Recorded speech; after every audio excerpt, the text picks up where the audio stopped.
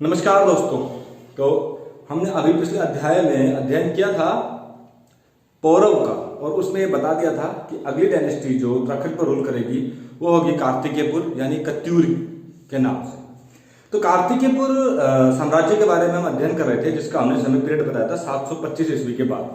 अब आपके मन में शंका जरूर होगी कि अब भारत की केंद्र में शक्तियां कौन कौन सी हैं।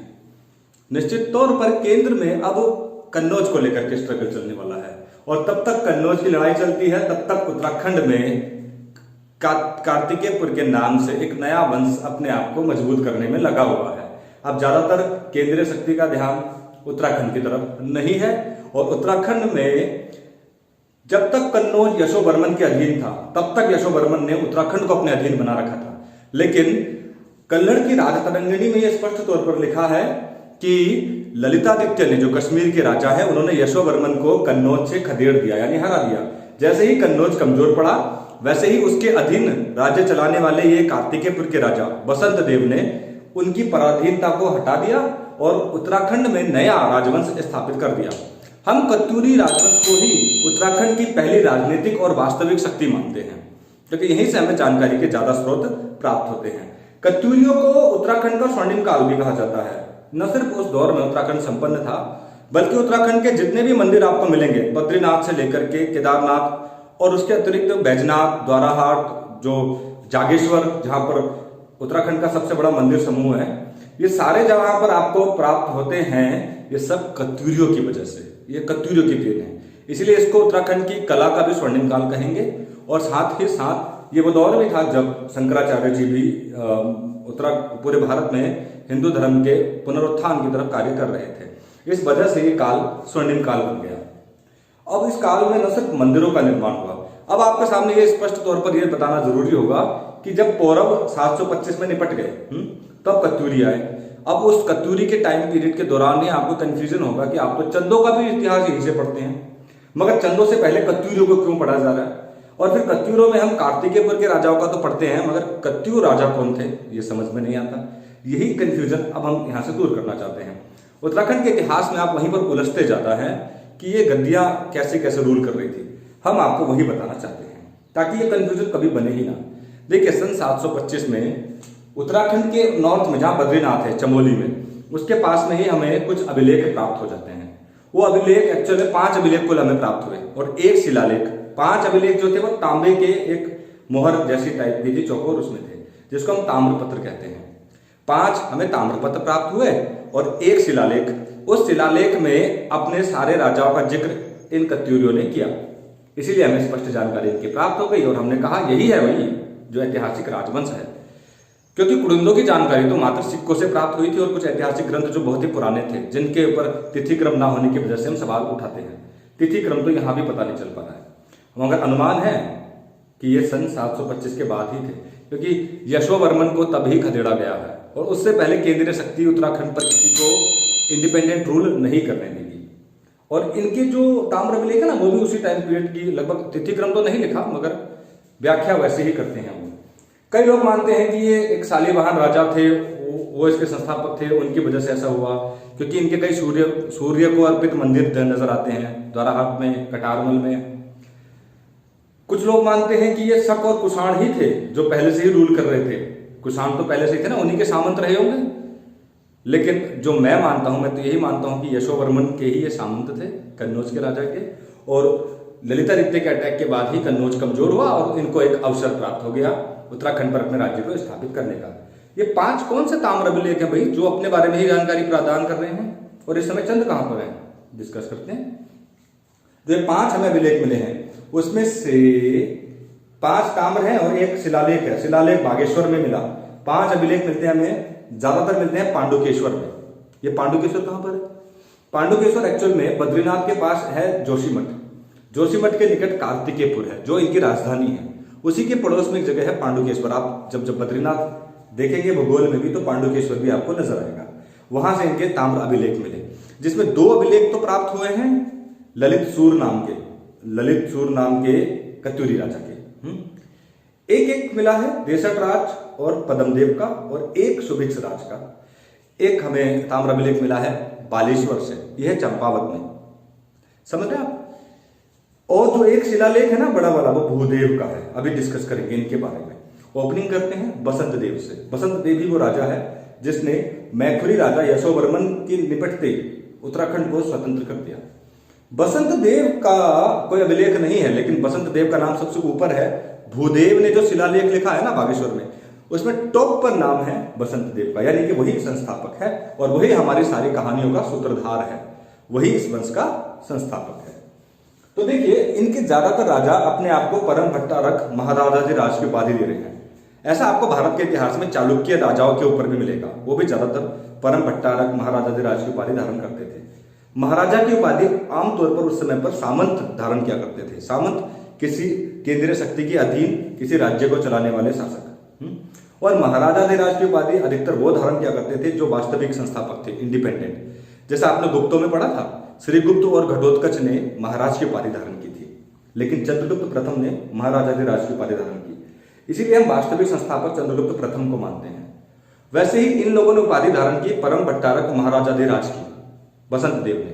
देखिए, अब आप संस्थापक की अगर हम बात करें तो बसंत देव, इनकी पत्नी का नाम राजनारायणी देवी था। सारे के सारे राजा कत्यूर के मंदिरों को भूमियां दान करते हैं और वहां पर उत्तराखंड में जगह जगह पर मंदिरों का निर्माण, वहां पर जगह जगह पर मंदिरों का निर्माण इनके द्वारा करा दिया जाता है। उन्हीं में से एक नरसिंह मंदिर जोशीमठ के नजदीक बनवाया गया बसंत देव के द्वारा। इनकी राजधानी कार्तिकेयपुर ही रहेगी। अब आप कहोगे कत्यूर, एक्चुअल में कत्यूर घाटी ना बैजनाथ के क्षेत्र को बोलते हैं और बैजनाथ का क्षेत्र बागेश्वर में पड़ता है। ये राजधानी बाद में स्थानांतरित होगी। फिलहाल तो कार्तिकेयपुर राजा के नाम से ये जाने जाएंगे। तो कार्तिकेयपुर राजाओं में सबसे पहला नाम जो हम आपके सामने रखते हैं बसंत देव का। कैपिटल जोशीमठ के पास कार्तिकेयपुर, और वहीं नजदीक से पांडुकेश्वर से मिलते हैं इनके अभिलेख, ठीक है ना। तो बसंत देव ने नरसिंह मंदिर का निर्माण कराया। उपाधि है परम भट्टारक महाराजाधिराज। इस महाराजाधिराज का अर्थ मैंने आपको बता दिया। उन्होंने एक वैष्णव, अब वैष्णव और शैव, क्योंकि उस समय पर हिंदू धर्म प्रचार में चल रहा था, तो कुछ विष्णु को मानने वाले, साउथ में तो अलवार और नैनार कहलाते थे, उत्तर में वैष्णव धर्म के न्यायी और शैव धर्म के न्यायी कहलाते थे। तो ये खींचातान चल सकती है इनके बीच, लेकिन टोटली सब हिंदू रहेंगे, ठीक है। इनके बाद जो अगला शासक है वो उस भूदेव के शिलालेख में, जो बागेश्वर में है शिलालेख, उसमें उसका नाम मिट चुका है, मगर उसने काफी काम किए, मंदिरों को भूमिदान की। ये मंदिरों को भूमिदान करने का सिलसिला हम हर राजा में इसको कॉमन रख के चलेंगे, ठीक है। उसके बाद गद्दी पर बैठते हैं अधिराज देव। इनका नाम लिस्ट में तीसरे नंबर पर है, और तीसरे नंबर पर खरपर देव का नाम है। खरपर देव के बाद है अधिराज देव। एक लिस्ट है, सारे नाम नहीं पूछे जाते आपसे, कुछ क्वेश्चन इसमें आते हैं। अधिराज देव की पत्नी का नाम था लद्धा देवी, जो उस शिलालेख में लिखा है। शिलालेख किसका है? भूदेव का है, ठीक, ध्यान से सुनते जाइएगा। और उसके बाद है त्रिभुवन देव। सारे राजाओं के लिए बात एक ही कॉमन रहेगी, और वो कॉमन बात ये रहेगी कि इन लोगों ने मंदिर के लिए अपनी राज्य की भूमि दान की। उसके बाद अलग एक लिस्ट पैरामीटर शुरू हो जाता है निम्बर देव, जिनकी पत्नी थी दासू। लेकिन निम्बर देव की जानकारी जो हमें ज्यादातर प्राप्त होती है वो होती है ललित सूर के 2 ताम्र अभिलेख प्राप्त हुए पांडुकेश्वर से। ये कत्यूरों का एकमात्र ऐसा राजा है जिसके 2 ताम्र पत्र हमें प्राप्त होते हैं, बाकियों के एक एक है। 5 में मैंने आपको नाम बताया, 2 मिलेंगे ललित सूर के, 1 मिलेगा देशट राज का, 1 मिलेगा पद्मदेव का, और 1 मिलेगा सुभिक्ष राज का। टोटल हो गए 5। एक जो शिलालेख मिल रहा है जिसमें इनका जिक्र है, लिस्ट है इनकी, वो है भूदेव का, ठीक है। तो ललित सूर जो सबसे प्रतापी राजा है इन कत्यूरियों का, ललित सूर के उस ताम्र अभिलेख में लिखा है कि मेरे दादा यानी कि निम्बर देव, उन्होंने एक उपाधि धारण की थी। परम भट्टारक महाराजाधिराज तो नहीं है, अच्छा, इन्होंने परम भट्टारक महाराजाधिराज की उपाधि नहीं धारण की थी, बल्कि परम ब्राह्मण, परम सौगात, ये कुछ उपाधि इन्होंने धारण की थी। परम ब्राह्मण जरूर याद रखिएगा। ये उपाधि निम्बर ने और उनके पुत्र ईष्टगण देव, निम्बर की पत्नी का नाम था दासू और उनके बेटे का नाम था ईष्टगण। ठीक है, नाम तो बहुत सारे हैं, तभी कुछ चीजें रखनी पड़ जाती हैं। हाँ, ईष्टगण देव की पत्नी का नाम था धरा देवी, आप जानकारी के लिए भी रख लीजिएगा, धरा देवी। और धरा देवी के बाद आ गया वही कैरेक्टर जिसके हमें ताम्र अभिलेख प्राप्त हुए 2, ललित सूर। माना जाता है कि यह सबसे शक्तिशाली राजा था इस वंश का।